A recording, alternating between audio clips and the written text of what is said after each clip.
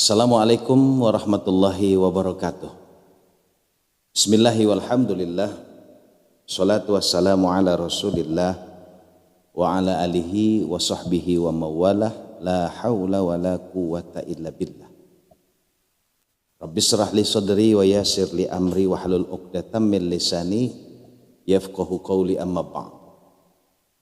Sobat Arikin TV, kali ini kita bertemu kembali tentunya dalam dakwah, dan dakwah ini dengan harapan bisa menjadi ilmu al-ilmun yantafa'um bih buat kita semua. Dan kali ini saya akan coba membahas tentang fardu kifayah, karena memang fardu kifayah ini adalah sebuah pelajaran yang jarang orang mau mempelajarinya sebenarnya. Padahal urusan fardu kifayah ini seharusnya kita semua tahu. Walaupun fardu itu ada dua, ada namanya fardu ain, ada namanya fardu kifayah. Fardu ain itu wajib untuk perorangan. Kalau fardu kifayah itu wajib bagi seluruh kaum muslimin atau muslimat yang apabila kaum muslimin satu orang saja mewakili sudah menggugurkan kewajiban atas kaum muslimin yang lain. Namun apabila satu pun tidak ada yang mau mengerjakan fardu kifayah ini, maka seluruh kaum muslimin pun turut berdosa semua. Nah, saudara-saudara sahabat Arikin TV yang saya cintai, sebelum kita belajar tentang fardu kifayah, sebenarnya tentang fardu kifayah ini panjang sekali ya. Kita mempelajari, insya Allah nanti kita buat statement pelajaran fardu kifayah ini. Yang pertama, kita harus tahu dulu siapakah orang-orang atau urutan-urutan yang melaksanakan fardu kifayah ini, atau melaksanakan fardu kifayah buat orang yang meninggal dunia. Memang di kampung-kampung atau dimanapun atau di tempat manapun ada namanya amil. Kalau di Jakarta namanya amil, kalau di Sumatera kalau tidak salah namanya bilal mait, ada petugasnya. Namun petugas itu sebenarnya bukan petugas yang memandikan, tapi petugas yang membimbing atau menuntun keluarga atau orang-orang yang mempunyai kewajiban dalam hal melaksanakan fardu kifayah. Banyak orang tidak mau belajar fardu kifayah ini dikarenakan mungkin mereka merasa takut lah atau jijik lah. Oke lah, masalah fardu kifayah ini memang ada 3 syarat buat orang dapat melaksanakan pemandian jenazah ini. Syarat pertama adalah ilmu. Insya Allah kalau ilmu, saya yakin orang semua bisa belajar. Tapi yang 2 ini loh, seperti tidak penjijik. Yang kedua, tidak penakut. Nah, kalau dia penakut, saya rasa susah dia akan melaksanakan pemandian jenazah. Apalagi dia penjijik. Kenapa saya katakan demikian? Karena rata-rata orang yang meninggal dunia itu akan mengeluarkan aroma-aroma yang tidak sedap. Apalagi jenazah itu sudah beberapa jam meninggal dunia. Semakin jenazah lama dilaksanakan pemandiannya, maka semakin kuatlah aroma yang tidak sedap itu akan keluar dari jenazah tersebut. Nah, berbicara tentang fardu kifayah ini yang seperti saya sampaikan tadi, masa iya sih gitu kita jijik, kita takut melaksanakan pemandian jenazah atau fardu kifayah kepada orang yang kita cintai, orang tua kita umpamanya. Masa iya sih kita jijik memandikan jenazah orang tua kita? Masa iya sih kita takut memandikan jenazah orang yang kita cintai? Padahal Sobat Arikin TV yang berbicara orang tua nih ya, orang tua itu kita harus tahu dan ingat bagaimana dulu dia memandikan kita di waktu kecil, dia tidak pernah jijik, terutama ibu kita. Dia lagi makan, anaknya buang air besar atau BAB, dia tidak jijik. Masa kita begitu orang tua kita meninggal, hanya sekali terakhir dalam hidup kita untuk memandikan jenazahnya, kita merasa jijik dan takut. Nauzubillah, summa nauzubillah.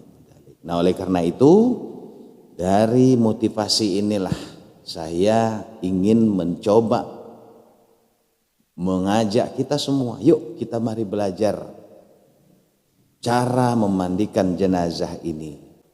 Nah Sobat Arifin TV, pertama sebelum kita bicara masuk fardu kifayah,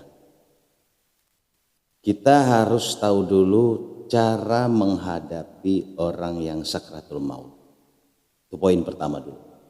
Apabila ada keluarga kita, orang yang kita cintai dalam keadaan sakit, yang sakitnya itu kita artinya kita tidak tahu apa yang harus kita lakukan, atau medis tidak masuk lagi.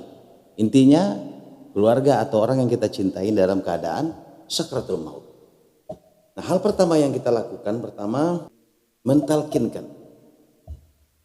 Sebagaimana kata Rasulullah Shallallahu Alaihi Wasallam, laqinu indal mautakum, talkinkan kamulah, ajari kamulah orang yang hampir mati itu, orang yang sakratul maut itu. Jadi mentalkinkan. Yang kedua, dia mentalkinkan di kuping sebelah kanannya kalimat la ilaha illallah. Terus ditalkinkan, tapi ada triknya juga untuk mentalkinkan ini. Triknya begini, bahwa sebagaimana kata Rasulullah, man kana akhiru kalamun la ilaha illallah dakhalal jannah. Barang siapa di akhir hayatnya dapat mengucapkan kalimat la ilaha illallah, balasannya surga. Maka apabila orang yang sakratul maut itu sudah mengucapkan kalimat la ilaha illallah, tidak usah diajari lagi. Kita biarkan saja sampai kita dengar dia mengucapkan kalimat lain selain la ilaha illallah, baru diulang lagi. Begitu terus, kalau dia sudah mengucapkan kalimat itu kita diam dan kita awasi. Yang kedua, bacakan Yasin. Sebagaimana kata Rasulullah, Yasin itu memudahkan segala urusan. Artinya memudahkan segala urusan. Orang yang dibacakan Yasin itu bukan berarti kita doakan dia meninggal dunia. Karena ada beberapa kasus, pernah saya dulu menyambangi orang yang sakit, lalu saya bacakan Yasin, saudara. Keluarganya marah. Apa katanya? Emang bapak saya mau mati dibacain Yasin, katanya begitu. Masya Allah. Bukan. Orang yang kita bacakan Yasin, kita harapkan dengan wasilah Yasin yang kita baca ini, Allah mudahkan. Gitu. Kalaupun dia belum sampai ajalnya, Allah mudahkan, mudah-mudahan penyakitnya sembuh.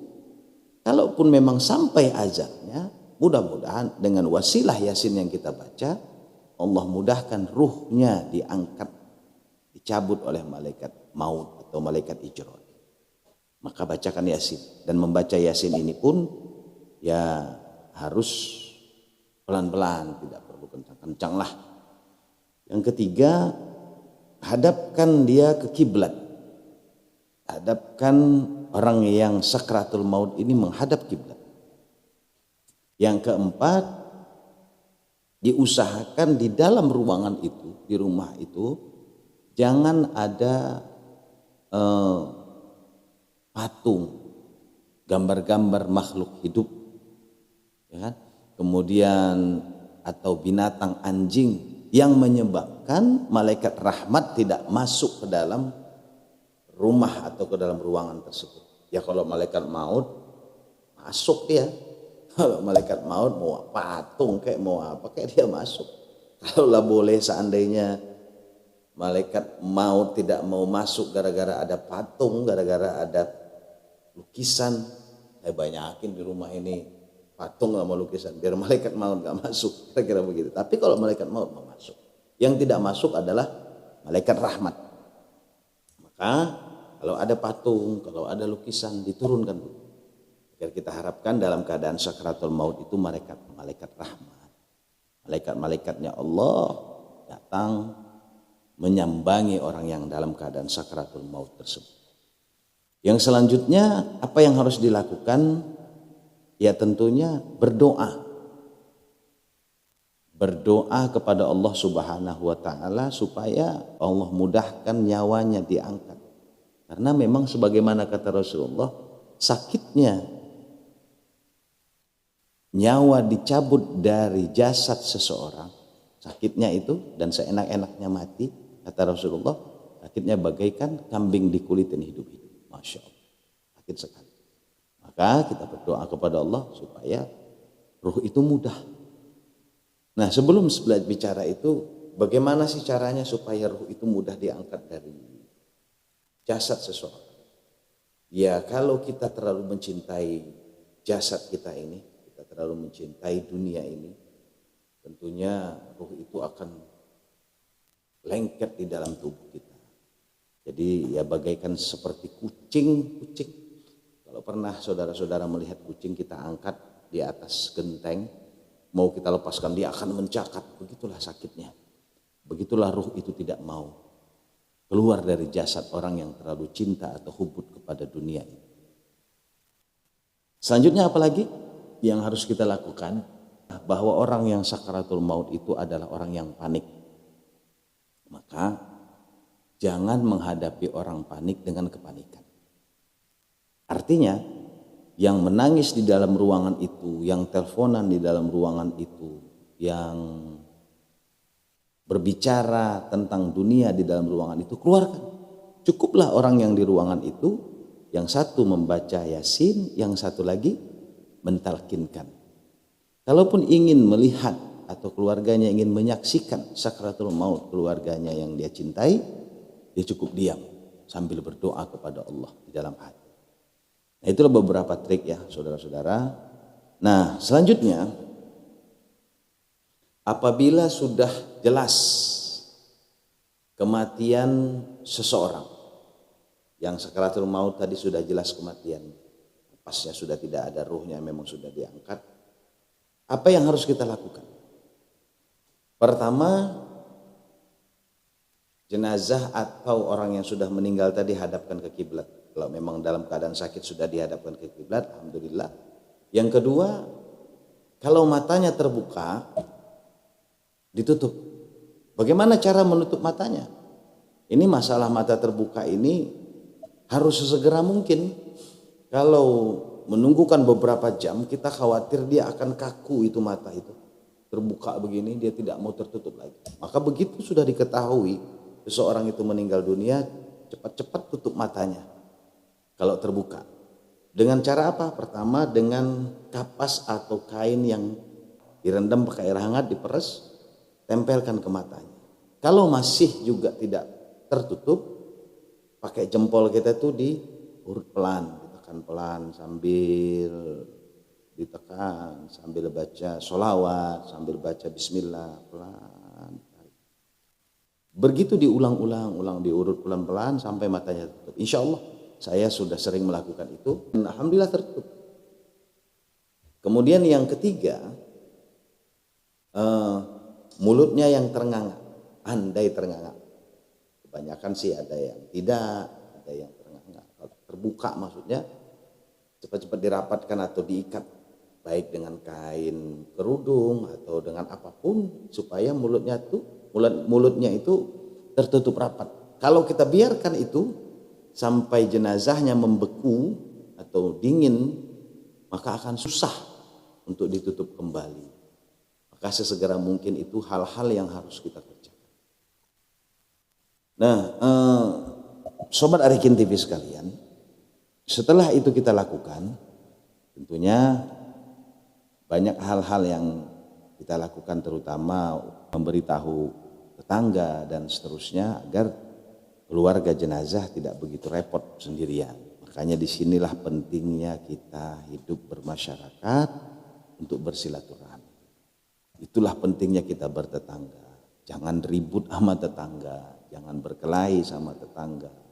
Karena bagaimanapun tetangga itu adalah saudara terdekat kita kalau kita ada apa-apa. Justru tetangga yang lebih dahulu akan menolong kita.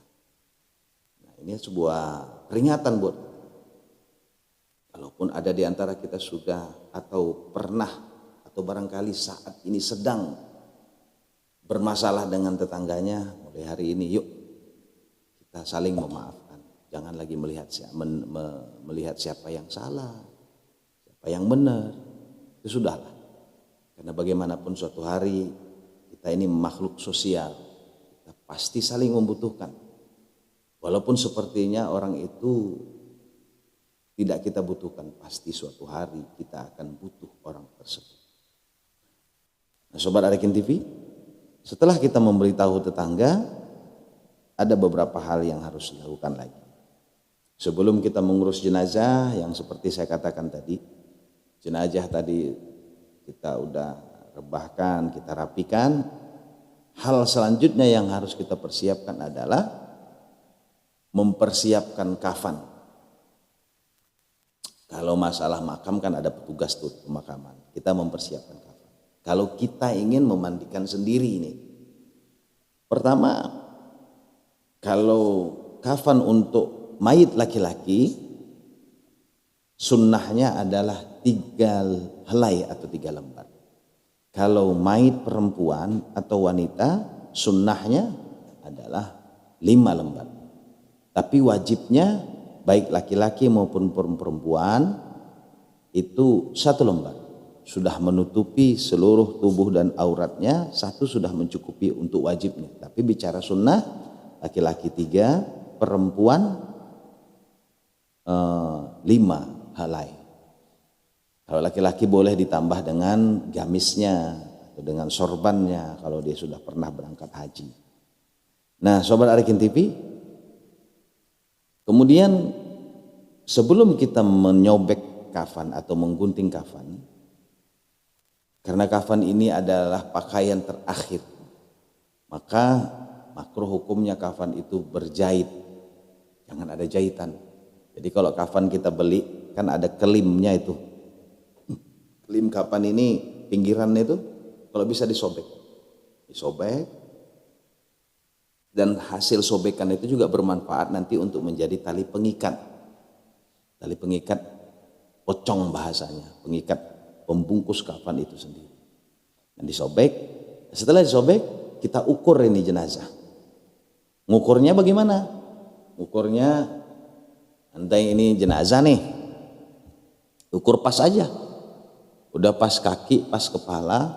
Setelah sudah pas, bawa dan ditambah 2 jengkal. Untuk apa itu ditambah 2 jengkal? Untuk nanti pengikat tali pocongnya itu. Kalau tidak ditambah ya bagaimana ngikatnya? Boleh 2 jengkal, boleh 2 jengkal setengah. Atau 3 jengkal pun boleh lah. 3 jengkal untuk intinya supaya gampang diikat tali pocongnya itu. Jadi antara 2 sampai 3 jengkal disisakan dari ukuran jenazah yang kita ukur meterannya tadi. Nah, setelah itu baru disobek 3 lembar, tambahkan gamis dan seterusnya. Persiapkan dulu itu sebelum mandi nih. Nanti kita khawatir habis mandi, kapan belum selesai, jenazah nunggu lama nih di tempat pemandian. Bagusnya kita siapkan dulu ini kafan, sudah kita bentang, kita tambahi apa yang perlu seperti kamper atau kapur barus ya. Bukan kapur barus, kamper. Kemudian bedak kayu cendana. Kemudian kalaupun perlu kembang silahkan pewangi dan sebagainya. Untuk di kafan tersebut boleh. Sunnahnya untuk diberi pewangi-pewangi karena apa? Karena memang untuk menghilangkan aroma-aroma. Nah, setelah sudah selesai kafan, barulah jenazah tadi kita bawa ke pemandian. Nah, bicara pemandian ada 2 cara. Cara pertama, memandikan jenazah tanpa tempat pemandian. Berarti jenazah tadi dipangku. Dipangku minimal 3 orang atau 3 orang, dan yang menyelesaikan pemandiannya seperti menggosok, menyabuni dan lain sebagainya minimal atau maksimal 4 orang. Berarti 7 orang. Memangku 3 orang, menggosok atau menyabuni dan mengguyur dan menyiapkan segala sesuatunya itu 4 orang. Berarti 7 orang sudah cukup. Dan perlu kita ketahui dan perlu saya ingatkan, sering saya ingatkan, bahwa orang yang meninggal itu pastilah aibnya akan terlihat. Maka jangan sampai ada orang yang melihat di pemandian itu. Terkadang saya lihat banyak sekali, khususnya kaum ibu-ibu ini, Masya Allah. Ibu-ibu ini kalau bahasa kita kepo ya, pengen tahu gitu. Ngintip, pengen lihat apa sih yang mau dilihat. Aib orang mau dilihat. Nauzubillah, ngapain dilihat itu? Tidak usah lah. Jadi usahakan tempatnya tertutup. Kalau ada orang coba ngintip, coba ngelihat, usir aja. Tidak baik. Karena kita khawatir akan terbuka aibnya dan sampai kemana-mana. Nauzubillah. Dan yang paling penting, makanya saya sampaikan tadi, orang yang memandikan jenazah itu kalau bisa ahlinya, keluarganya. Kenapa? Karena pasti ahli dan keluarganya ini akan bisa menutup aib si jenazah atau si mayit dengan rapat. Kalau orang lain kita khawatir dia tidak bisa, tidak mampu menjaga mulutnya. Makanya menjadi seorang amil, jadi seorang pemandi jenazah atau menjadi bilal mayit, itu tugas yang paling berat adalah bisa menjaga mulutnya. Biarlah pecah di perut, asal jangan pecah di mulut. Apapun yang dia lihat aib dari si mayit itu jangan sampai dia menceritakan kepada siapa. Meskipun kepada istrinya sendiri, orang terdekatnya sendiri, haram hukumnya menceritakan aib si mayit. Nah, jamaah sekalian atau sobat Arifin TV, setelah jenazah kita angkat ke pemandian, ini kita coba membicarakan atau cara memandikan jenazah tanpa banyak orang. Kita coba memandikan jenazah ini hanya berdua saja. Berdua, setelah itu atau bertiga biar enak sedikit dia membaliknya juga. Pemandian bisa di dipan, bisa kalau sekarang sih di mana-mana sudah banyak disediakan, khususnya di musola, di masjid-masjid rata-rata itu kalau tidak salah sudah disiapkan itu tempat-tempat pemandian, baik tempat pemandiannya, baik kamarnya atau tendanya rata-rata saya perhatikan sudah disiapkan itu oleh DKM di masjid. Kita bersyukur kepada Allah Subhanahu wa taala, para DKM masjid-masjid yang telah menyiapkan ini, tentunya ini mudah-mudahan menjadi amal jariah buat para pendana, para DKM yang menyiapkan itu semua. Nah sobat Arifin TV, kita lanjut ya. Kita lanjut, main cepat aja nih. Bahwa setelah selesai taruh jenazah tadi untuk dimandikan, setelah selesai baru dibuka bajunya. Cara membuka bajunya itu, kalau dia memakai baju, ini laki-laki dulu ya, boleh baju itu dibuka sewaktu jenazah baru meninggal dunia. Itu kan masih lemas dia. Jadi dibuka, kalau dia berkancing dibuka seperti biasa. Tapi kalau jenazah itu sudah kaku, yang tidak memungkinkan untuk membuka bajunya dengan baik, dengan sempurna, boleh digunting. Nah cara mengguntingnya, itu kan ada klaim di sini apa namanya, jahitan, bekas jahitan itu. Digunting di sini, terus sampai ke sini. Begitu juga di sini, baru jahitan dari sini ke sini. Kiri kanan ini, dibuka semua kan terbuka. Setelah dibuka, digunting juga celana dalam semua, dan usahakan sewaktu membuka baju atau pakaian dalam dan apapun itu di dalam tubuh si mayit dalam keadaan si mayit tertutup, memakai penutup bahasanya. Apakah boleh kain selendang ataupun kain-kain yang tipis boleh. Biasanya kalau saya itu menutup jenazah itu memakai kain kafan nih kain kafan lebih atau kain kafan sisa yang seukuran panjang si jenazah. Nah setelah itu, setelah dibuka pakaiannya, apa yang pertama kita lakukan? Kita harus membersihkan dahulu najis-najis yang melekat pada tubuh si mayit. Kita perhatikan di mana kotoran, di mana ada bekas-bekas luka, kalaupun luka, bekas darah kalau ada darah. Intinya dibersihkan, setelah itu diistinjakan, dicebokkan bahasa. Nah, dalam mencebok ini perlu diketahui kita tidak perlu melihat aurat si mayit. Cukup diraba saja sambil disiram, sambil ditekan perutnya. Jadi satu orang bertugas mengangkat kepala si mayit agak sedikit ke atas, yang satu lagi menekan perutnya, tekan. Dan cara menekan ini pun ada triknya, saudara. Tidak perlu atau tidak boleh menekan itu terlalu kencang, terlalu menekan. Harus pakai perasaan. Sambil ditekan, sambil disiram, dicebokin, memakai kain. Jadi kalau zaman sekarang ada handscoon ya, pakai handscoon. Jadi kita pakai handscoon. Kalau tidak ada handscoon, kain kafan itu dijahit untuk sarung tangan, dibuat sarung tangan pun boleh. Sambil dikasih sabun, sambil disiram, dibersihkan, dan dianjurkan untuk mengorek sedikit bekas kotoran. Karena rata-rata umumnya orang yang meninggal dunia itu akan mengeluarkan kotoran terakhir meskipun meninggalnya normal.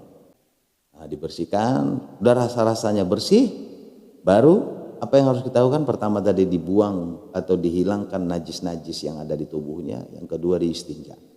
Setelah itu baru diwudukkan. Mengenai wudhu ini ada mengatakan disunnahkan sebelum mandi wudhu dulu, ada nanti juga setelah mandi baru wudhu, yang mana juga nggak masalah. Pasti diwudhukan. Apa niat wudhunya? Nah, niat wudhu ini boleh dilafazkan, boleh juga di dalam hati. Seperti bacaannya, nawaitul wudu'a an hadzal maiti kalau laki-laki. Kalau perempuan, nawaitul wudu an hadzal maitati kalau perempuan. Lillahi ta'ala. Sengaja atau saya niat berwudu untuk mayit ini karena Allah Ta'ala. Jadi berniat kita, ya Allah, aku mewudukan mayit ini. Sengaja aku mewudukan mayit ini, diwudukan. Bagaimana cara wudunya? Cara wudunya sama. Ya, membasuh muka rata, seluruh mukanya 3 kali disunnahkan. Tangannya sampai siku rata, kiri kanan. Kemudian kepalanya atau rambutnya. Kemudian ya wudhu seperti biasa sampai kepada kaki. Nah, setelah wudhu, setelah diwudhukan ini jenazah, baru kita niat untuk memandikannya. Tadi kan belum mandi. Tadi kita hanya membersihkan, istinja, membersihkan najis-najis, kemudian wudhu, baru kita setelah itu memandikan jenazah. Disunnahkan berniat. Lapas niat memandikan jenazah ini, kalau dalam bahasa Arab meskipun itu sunnah dalam mazhab Syafi'i, kalau mazhab lain tidak disunnahkan. Kalau ingin dilapaskan boleh, tidak dilapaskan pun boleh, karena niat itu kan di dalam hati, jamaah.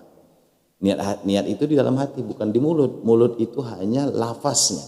Tapi kalau ingin melapaskan, bacaan niatnya itu bahasa Arabnya nawaitu adaan al-ghusla an hadzal maiti lillahi ta'ala. Kalau dia mayit laki-laki. Kalau dia mayit perempuan, nawaitu ada al-ghusla an hadhil maitati lillahi ta'ala. Artinya sengaja saya atau saya niat memandikan untuk mayit ini karena Allah Ta'ala. Kalau kita seorang anak memandikan orang tua kita, ya Allah, aku berniat memandikan jenazah ayahku, kalau ayah. Kalau ibu, ya Allah, aku niat memandikan jenazah ibuku karenamu ya Allah. Sudah cukup. Itu sudah masuk ke bagian daripada niat itu sendiri. Nah, setelah kita berniat, mulailah disiram. Sebelum kita siram, kita harus memperhatikan dulu airnya harus air mutlak. Apa itu air mutlak? Air mutlak itu air yang tidak bercampur dengan benda apapun. Kalau air yang bercampur dengan kembang itu bukan air mutlak. Itu air suci tapi tidak bisa untuk mensucikan. Air yang bercampur dengan sesuatu itu tidak lagi air mutlak. Itu masuk ke dalam air yang suci tapi tidak bisa untuk mensucikan. Air mutlak itu adalah air yang suci dan mensucikan. Arti suci dan mensucikan, dia suci tapi juga bisa untuk bersuci. Maka diusahakan air mutlak, jangan bercampur dulu. Disunahkan memandikan jenazah itu dimulai dari sebelah kanan, bahunya terus ke kakinya, sambil digosok pelan, jangan kencang-kencang, satu arah saja, sambil memeriksa kalau masih ada najis atau kotoran yang tinggal di tubuhnya, pelan. Baru sebelah kirinya disiram, kemudian dari kepala lagi terus sampai diperiksa, terus diratakan air itu. Rata, setelah rata jangan sampai ada kulitnya yang tidak kena air. Karena sama seperti mandi janabat, harus rata air itu ke dalam tubuh si mayit. Nah, yang perlu diingat, jangan buru-buru memberikan sabun. Jangan buru-buru menyabuni, harus benar-benar kita yakin dulu rata seluruh air itu di tubuh si mayit baru sabun.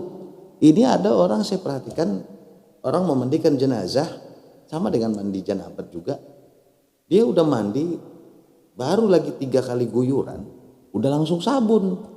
Ya itu mandinya tidak sah. Kenapa mandinya tidak sah? Karena air mutlak tadi belum rata ke seluruh tubuh. Maka ratakan dulu gitu air.